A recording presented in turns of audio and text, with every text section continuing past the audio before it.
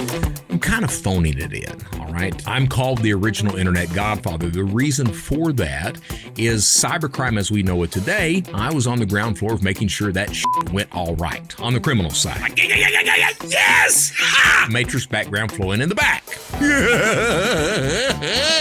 If you were to look at cybercrime as a country, today cybercrime would have the third largest economy on the planet. We're going to keep on going. 56% of companies have experienced a breach because of third-party access. 41% of every single router on the planet has the default password. What the actual fuck? Ours has that. Yours has it. 41%. It's bad. I mean, it's good for the criminals. It's bad for everyone else. It is the things that we have been told about for years that we're not doing anything about that causes that threat landscape that's out there. We call that Cybercrime 101.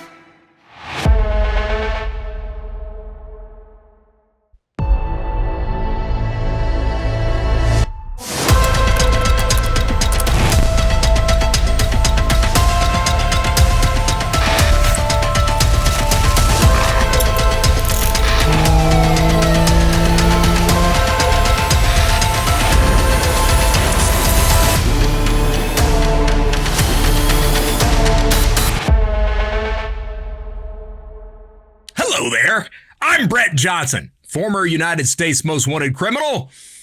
You know what? In today's world, criminals come in all shapes and sizes, but they've all got one thing in common. They all have criminal thoughts. On today's episode, and here's the thing, full disclosure, I'm kind of phoning this episode in. Not in a bad way. It's just I've never done an episode that talks about this. What are we talking about? Well, we're talking about understanding cybercrime. Why? It is never a single attacker which seeks to victimize you or your organization. Before we get there, we're going to check in with Brian to see what kind of news we've got.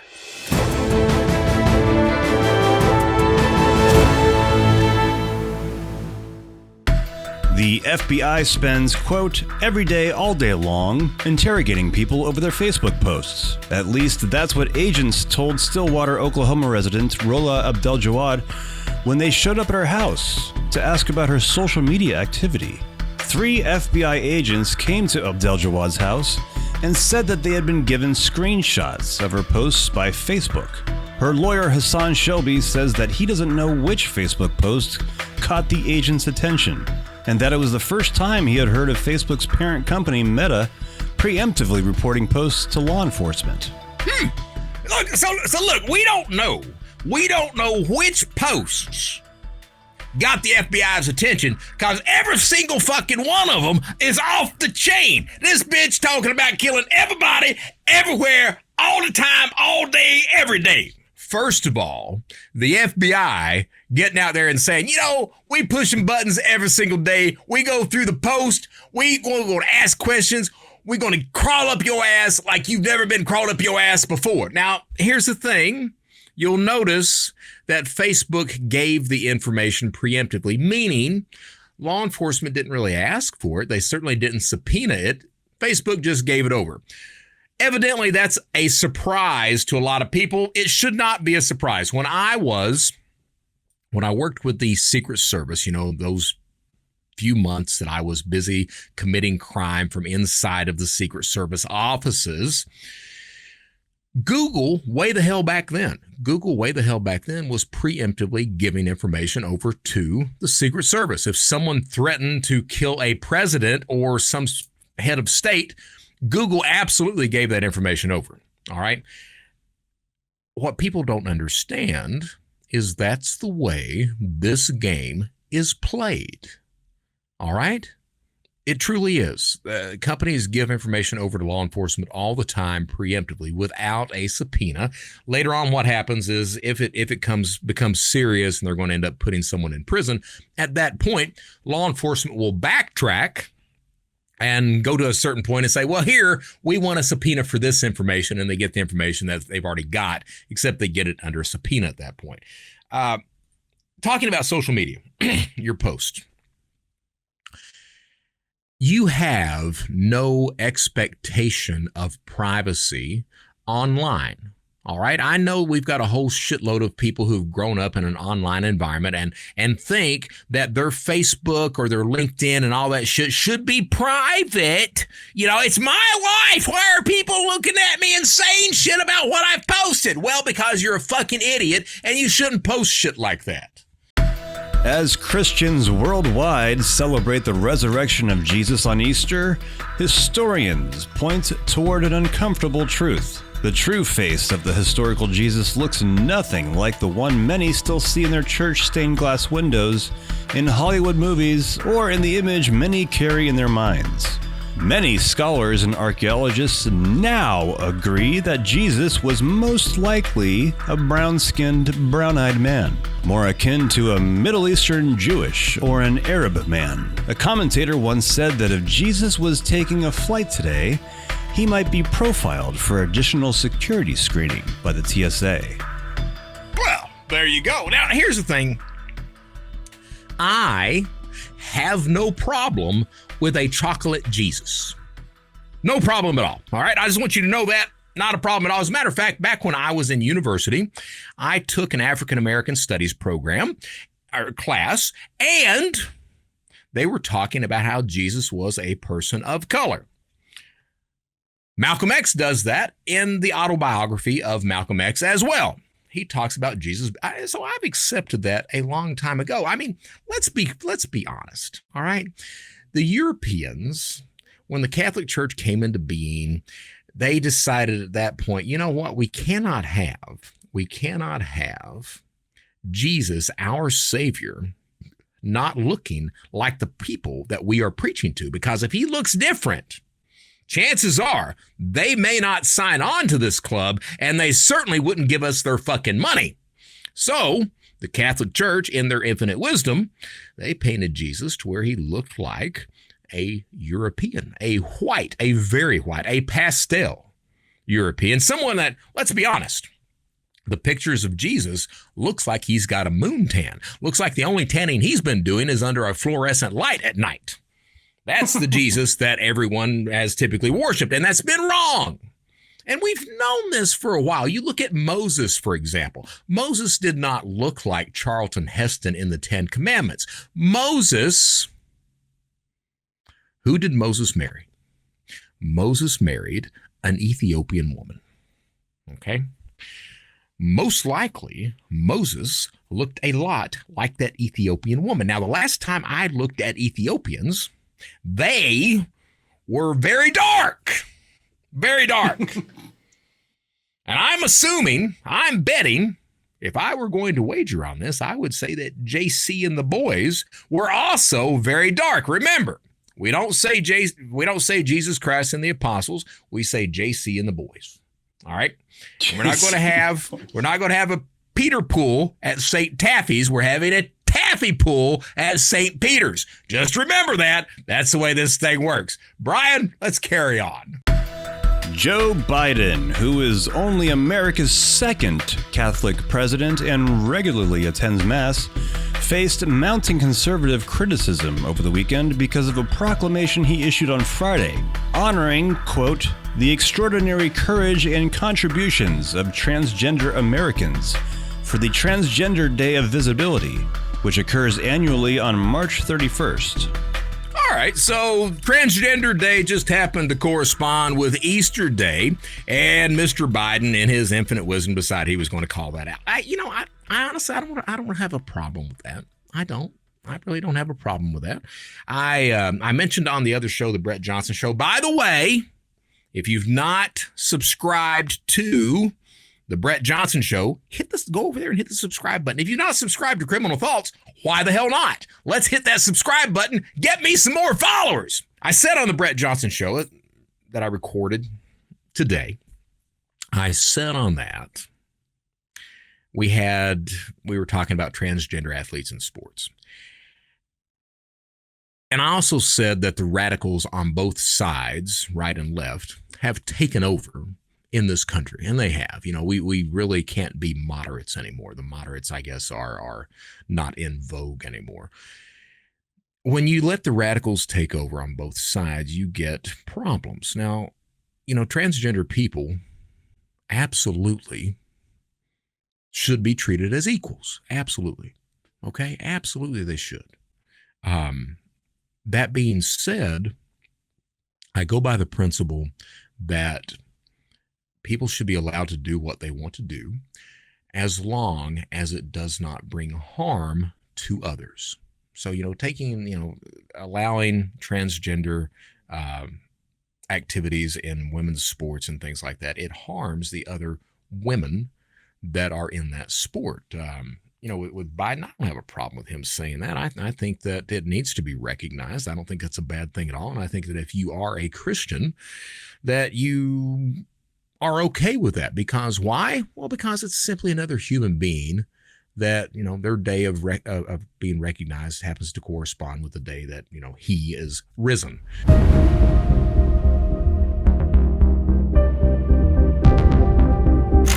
On today's Criminal Insights, we're going to talk about the fraud triangle. What the hell's a fraud triangle? Well, back in the 1970s, a guy named by the name of Don Creasy, he was studying insider fraud. So when an employee works at a company and that employee decides, I'm going to rip this company off and get my ass paid. Well, that's an insider. So when I was committing crime, if we were looking for an insider, we had an insider at a credit card processing center.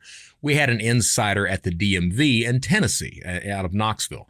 So we had insiders. But the thing is that to find an insider back then, you had to go out and search for these people. You had to find someone and then fill them out, try to groom them, everything else, and try to turn them into being an insider. And sometimes it was difficult, and sometimes it was not very difficult.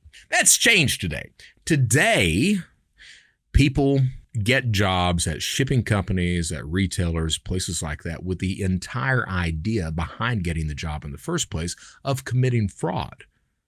That's the way things have changed. And because of Telegram, most experienced fraudsters that are looking for those insiders, they don't have to look for them, because those employees that are wanting to commit fraud, they go to Telegram and they say, hey, I've got a job at UPS. Hey, I've got a job at FedEx or Walmart or Nordstrom. How much money can I make? That's what happens. Well, back in the 1970s, a guy by the name of Donald Creasy, he was studying insider fraud, and he came up with a triangle saying that insider fraud happens because of three things. Those three things are, you have to have pressure on that employee. So the employee has to be scared that maybe they're going to lose their job. Maybe the company is downsizing. Maybe they have some sort of medical bills they have to pay. Maybe they're going through a lot of life changes at home, arguments, about to get a divorce, whatever. There has to be pressure, all right? Pressure is just one leg of that triangle. The second leg is opportunity. So the employee has to feel stress, pressure, motivation of some sort, but that employee also has to have the opportunity to commit the crime. And then finally, that employee has to have some sort of justification. If the employee can't say to themselves, well, at the end of the day, I'm a good person, they typically will not commit that fraud. So that justification, it can be, I'm a good person. It can be, well, the company can afford it. The company has mistreated me. I'm going to get laid off anyway. I don't know how I'm going to pay the bills. That's that justification that's going on. So pressure, opportunity, justification, all those things working together often leads to insider fraud at a company. So as an employee, if any employers happen to still be watching after I've been complaining, bitching, and everything else, if you're still watching, what that actually means is, what it translates to is, know your fucking employee. That's what it means. Don't just assume that your employees are fine. You should absolutely have a relationship with your employees where you know who they are, what type of troubles they're going through, if things are going well in their life, things like that. Because if you don't know that, you're not going to know when that same employee decides he's going to defraud your company. And that is today's Criminal Insight. All right, on today's main portion of the episode, we're talking about, I'm kind of phoning it in, all right? Not because I'm lazy, but because, hey, I've not really discussed this on the show before. I discuss it in every single fucking presentation I do, but I've not really recorded an episode where we're talking about understanding cybercrime, why it's never a single attacker which seeks to victimize you or your organization. So here's what you got to understand to begin with. These origins of cybercrime that I talk about all the time, I'm called the original internet godfather. The reason for that is cybercrime as we know it today, I was on the ground floor of making sure that shit went all right on the criminal side, refining, implementing, developing, figuring out how to translate those physical world scams and frauds to an online environment. And come to find out, I was pretty damn good at figuring that stuff out. I really was. I was good enough that I ended up on the United States Most Wanted list and went to prison for 7.5 years. Nothing to brag about at all, believe you me. Now, here's what's kind of interesting about that. There are 3 sites. There's Shadow Crew, Counterfeit Library, and then Carter Planet. I built and ran Counterfeit Library and Shadow Crew. The third, Carter Planet, is started by Dmitry Golubov, a Ukrainian national. And what happened with that, he saw the success that we were having on the English-speaking forums. He was a spammer. He was getting all his credit card details, and he said to himself, I wonder if people would buy stolen credit card details. Well, it turns out they will. So he picks up the phone. He calls his buddies. They call their buddies. They end up having a physical conference. Yes, a physical conference in Odessa, Ukraine. 150 of these cyber criminals show up and they launch Carter Planet, which is the genesis of all modern credit card theft as we know it. You want to know where it begins? It begins back with Carter Planet.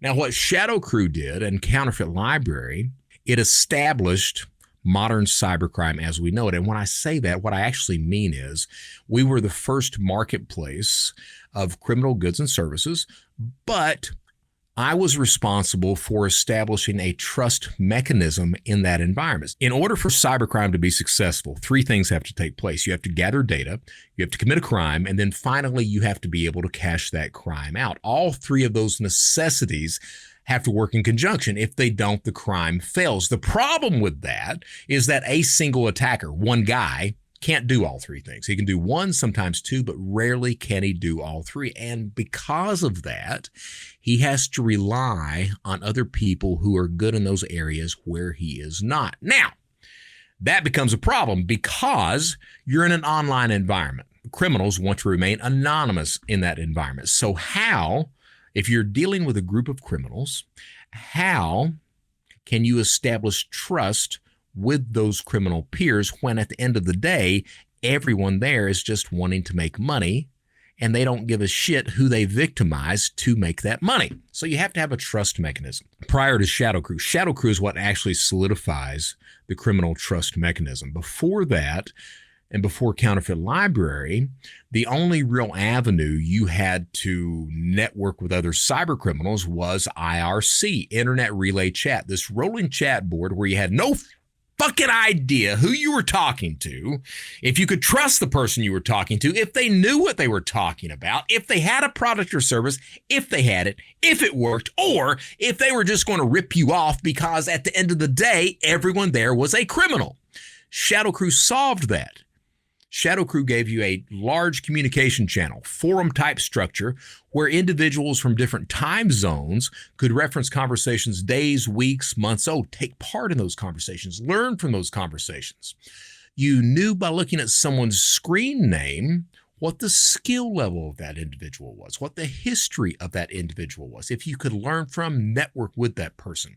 We had vouching systems in place, review systems in place, escrow systems in place, all with the singular purpose of establishing trust with one criminal and another when they would never meet, not know what each other looked like, and not know each other's name.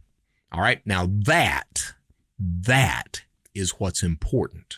That is even more important than Shadow Crew being the first marketplace of criminal goods and services, because you have to be able to work with your criminal peers for most of these crimes to be as successful as they are. And how successful are they? Well, if you were to look at cybercrime as a country, today cybercrime would have the 3rd largest economy on the planet. So I would argue that it is highly successful, that the trust mechanism works like a charm. And to be fair, things have been added to that trust mechanism as the years have went by. You've got the dark web, you've got PGP keys, you've got all these things that have been added to that overall trust mechanism to make it more persistent and trustworthy in a criminal environment. When I'm talking about those three necessities of online crime: gathering data, committing crime, cashing out. Gathering data, that's the stolen PII, that's the credentials, that's also any type of tool that may be needed to go on and commit the crime. So think SOX 5 proxies, think spoofed phone calls, so that you don't see the phone number that the criminal is dialing from. Instead, you see the phone number of your financial institution or the IRS or the FBI or what have you. So whatever tools needed, whatever information is needed, that goes under the gathering the data. Then you use that to commit the crime and then finally cash that out. All right. So the question becomes, why can't a single attacker, criminal, do all three of those things? And there tends to be two reasons. The first reason is a problem with skills, a skill gap. That specific criminal simply doesn't know how to do something. Maybe he doesn't know how to do a man-in-the-middle attack, or maybe he can't harvest credentials out of RAM or launch a phishing campaign or any number of things like that. Or maybe he can, but he's not as good at it as someone within the marketplace. So he lets the vendors fulfill that necessity. So a skill gap.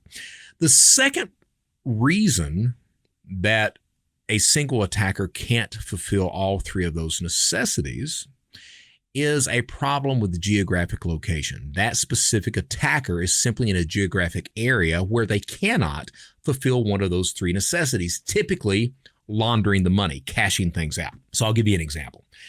During the pandemic, we had a whole shit ton of stimulus fraud. The government, in their infinite wisdom, they were scared of the economy going tits up, so they instituted, they were scared of the economy going tits up, so they put these stimulus programs out with no security, and I mean no security in place at all for 6 months.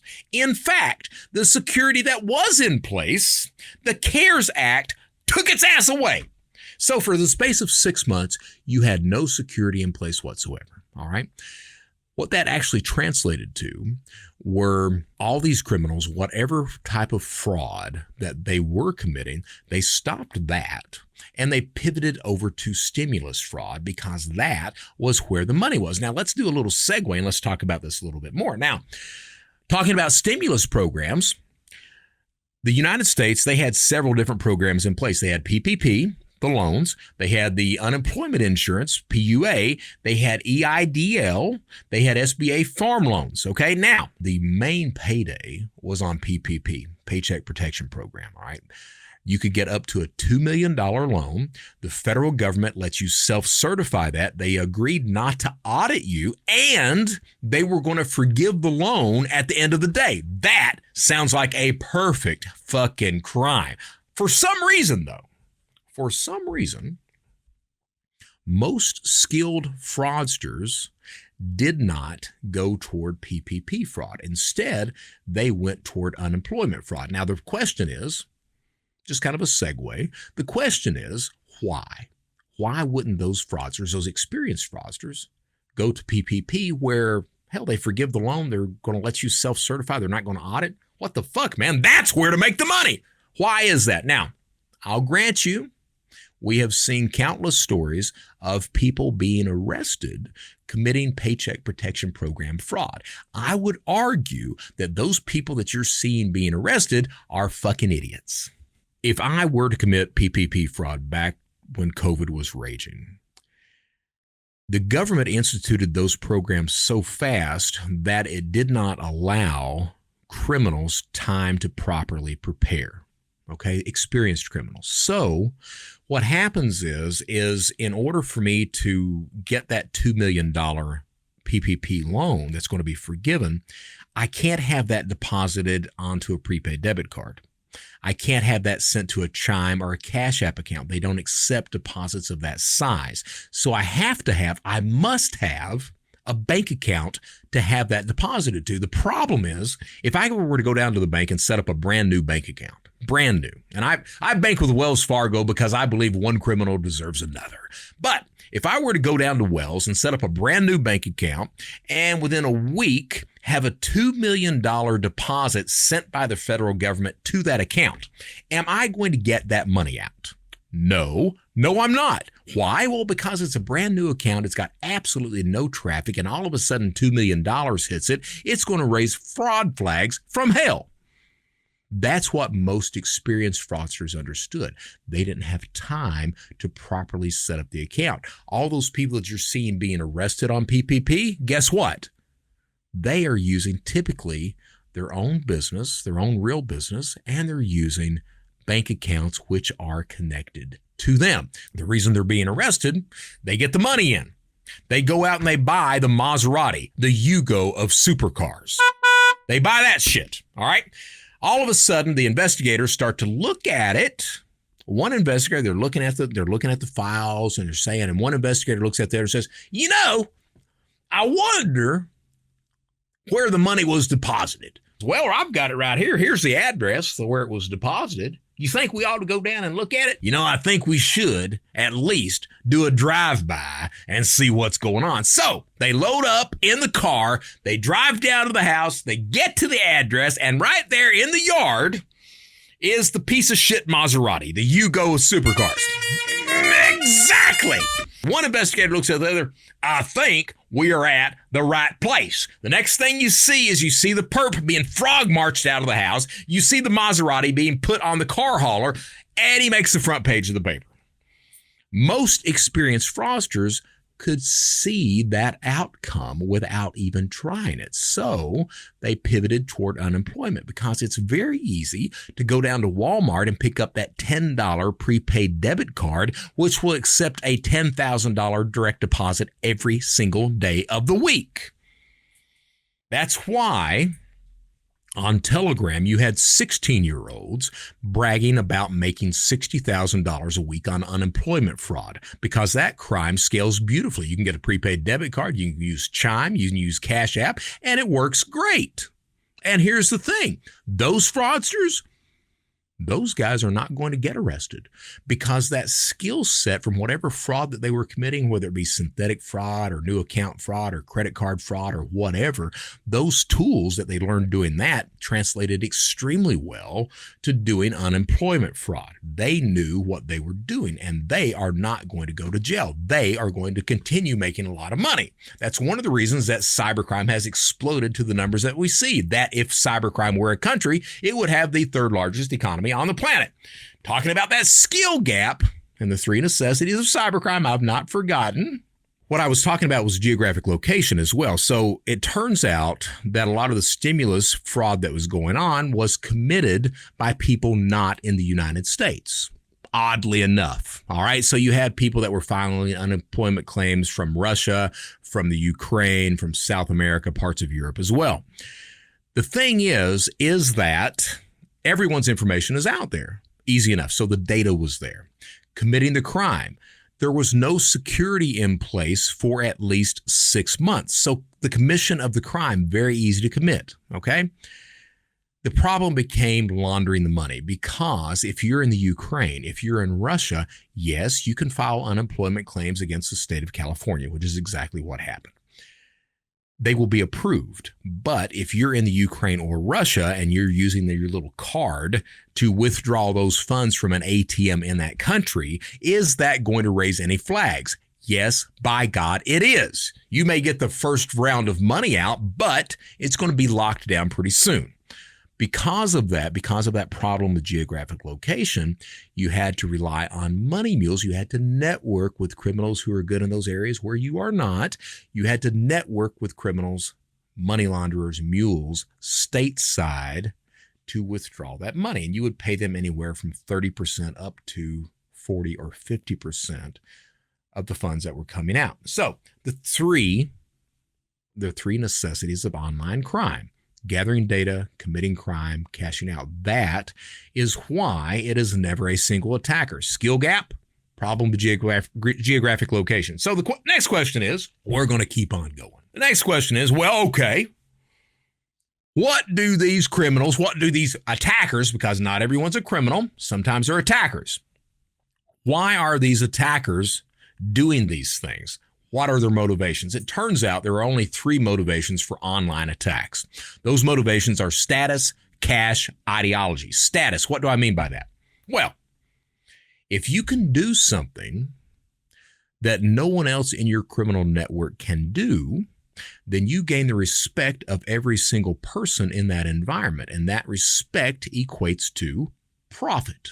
So consider the way these numbers have grown over the years. As I said, when Shadow Crew was shut down in 2004, we ended with 4,000 members. Fast forward to 2017, the largest criminal group is called Alpha Bay. It gets shut down, 240,000 members.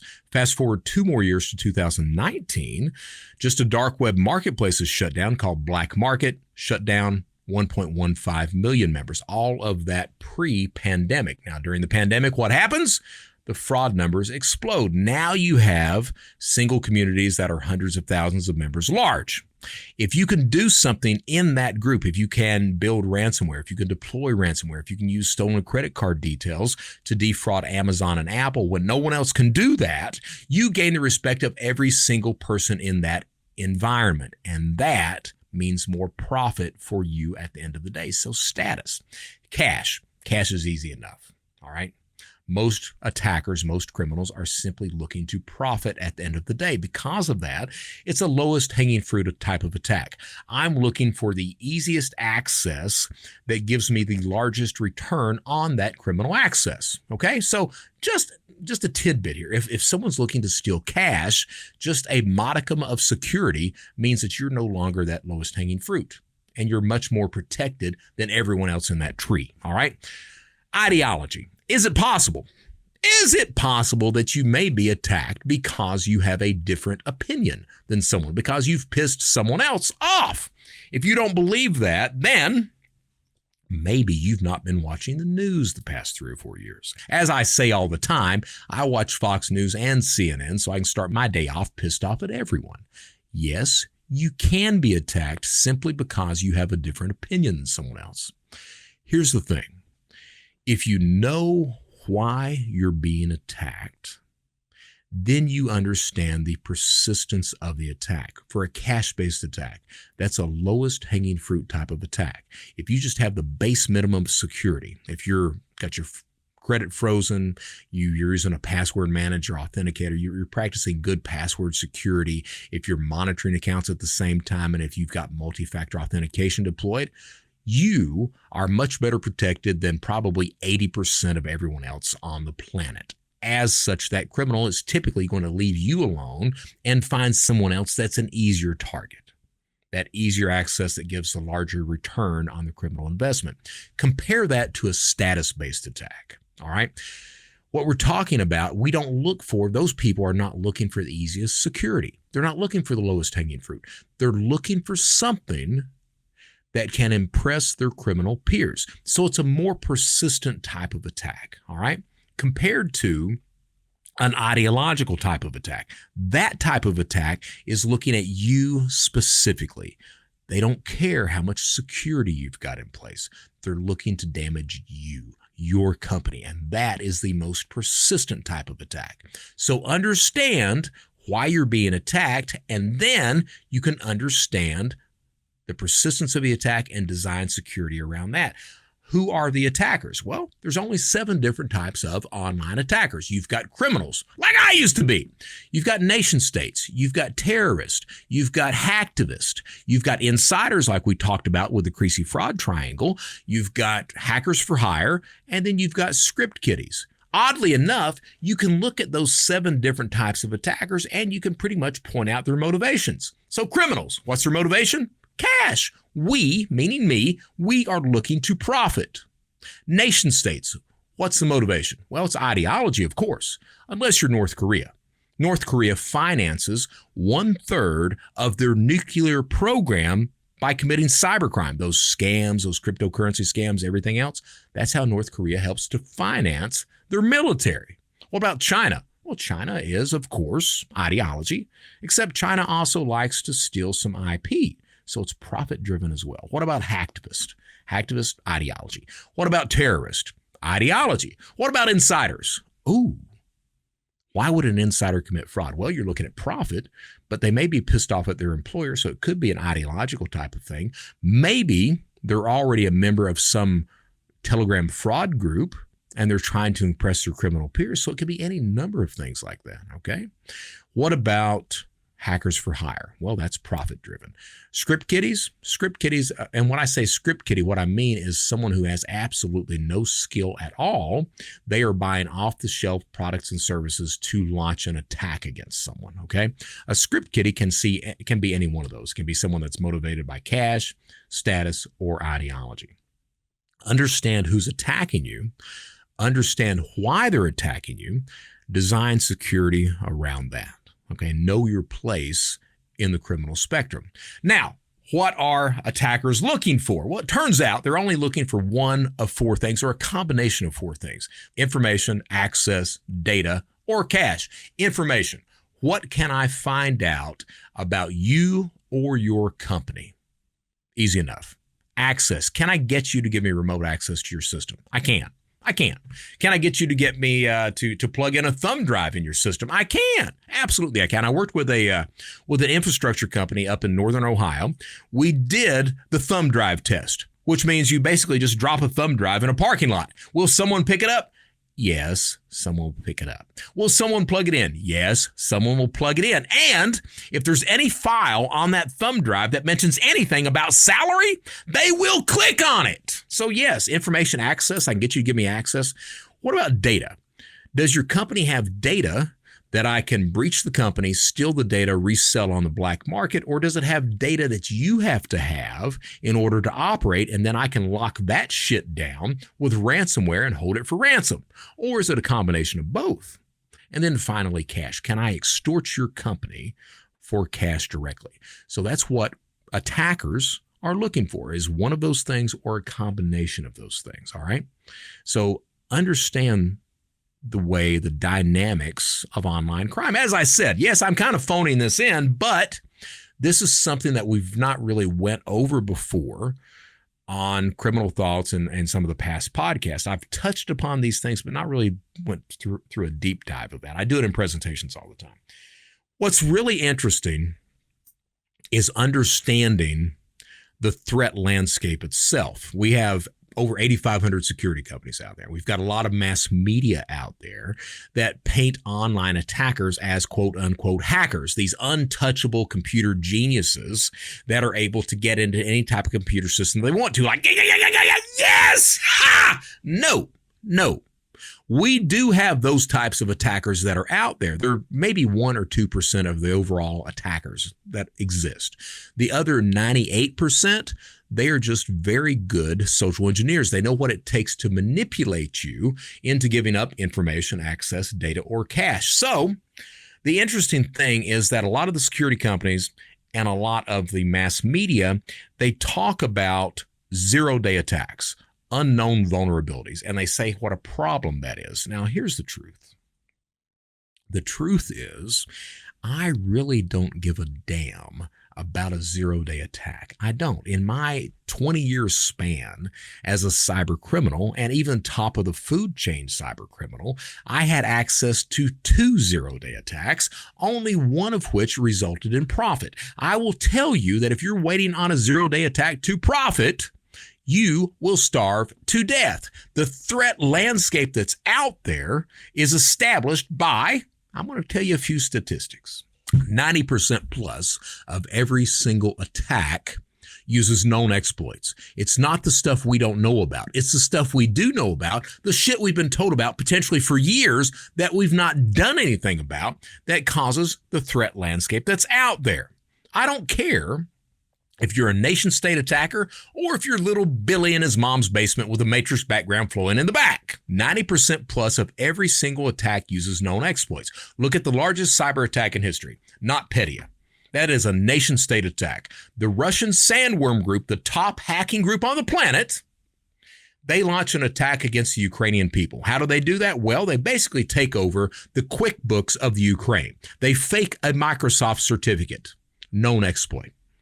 They use Eternal Blue and Eternal Romance, known exploits which were patched 14 months prior. They use Mimikatz, known exploit which harvests credentials out of RAM. They look for outward-facing SMBs, something we have preached about for years. Close those fucking ports. So you'd think, hell, there wouldn't be a whole lot of remote access SMBs out there, right? Millions. So what happens is this attack quickly gets outside of the borders of the Ukraine. It hits Maersk. It hits pharmaceutical companies. It causes over $50 billion worth of damage, the largest, most successful attack in history, launched by a nation state. All known exploits chained together to cause over $50 billion worth of damage. It is not zero-day attacks. It is not unknown vulnerabilities. It is the things that we have been told about for years that we're not doing anything about that causes that threat landscape that's out there.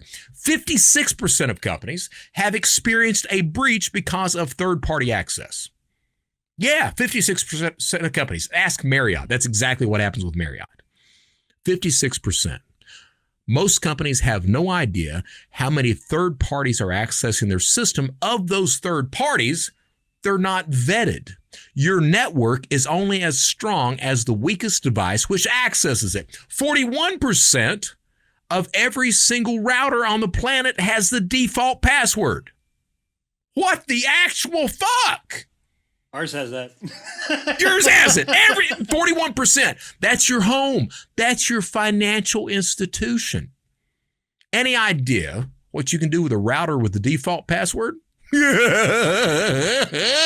It's bad. I mean, it's good for the criminals. It's bad for everyone else. 92% of every single breach begins with a phishing attack. Why? Well, why would I potentially spend years trying to brute force my way past an industrial-proof firewall when the only thing I need to do is send an email to someone sitting behind that firewall? Gives me the exact same access, saves me time, effort, and money at the end of the day. Those four things, that's what creates that threat landscape that's out there. You want to know why cybercrime is so successful? It's not because you have attackers that are computer geniuses. You do have those people, but their numbers are extremely small. The problem is that companies and individuals, typically they've been told what to do, but they choose not to do it. They are not practicing good cybersecurity hygiene. And that means that you've got a lot of problems that are out there, a lot of known exploits that are out there. So you have criminals, attackers that are scanning for these vulnerabilities every single day, and they increase every single day. For example, a patch, an update. Think of an update as a broadcast to every single criminal on the planet telling them which door to knock on. Why? Well, because most people don't install those updates in a timely manner. That's what creates the threat landscape. You add that together with a network of criminals who they check a lot of their ego at the door and they work with people who are good in those areas where they are not. It is never a single attacker which seeks to victimize you. And that, we call that Cybercrime 101. My name is Brett Johnson. We are going to close things out on that. Absolutely we are, because that's been a shit ton of information to go through today. How do we close things out? We close it out the exact same way every single time. Stay safe out there. Stay secure out there and stay vigilant. At the end of the day, remember, this is about proper cybersecurity hygiene. At the end of the day, just do the right damn thing. My name is Brett Johnson. I want to thank you guys so much for taking the time to listen. Until next time.